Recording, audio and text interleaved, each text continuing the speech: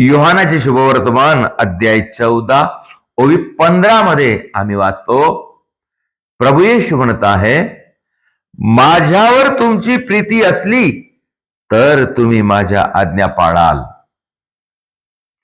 आम्ही पुष्कळदा आज्ञा पाळण्यासाठी प्रयत्न करतो, आम्ही नियमानं चालण्यासाठी प्रयत्न करतो, आम्ही चांगलं राहण्यासाठी प्रयत्न करतो, परंतु आम्ही फेल होतो, नापास होतो, अपयश येते.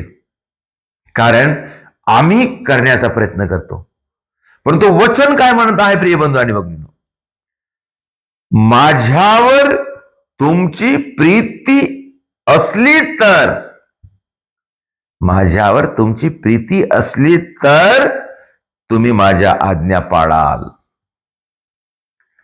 दोन्ही मिळतं जुळतं आहे.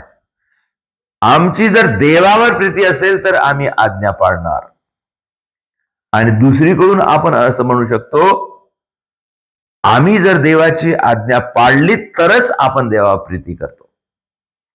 आज्ञा पाळत असेल तरच प्रीती करतो, नाहीतर आम्ही म्हणतो मी देवावर प्रीती करतो, परंतु आज्ञा पाळत नाही तर ते प्रीती नाही. आणि दुसरीकडून जर आम्ही देवावर प्रीती केली नाही तर आम्ही आज्ञा पाळू शकत नाही. म्हणून प्रिय बंधू आणि भगिनींनो, दोन्ही गोष्टी फार महत्वाच्या आहेत.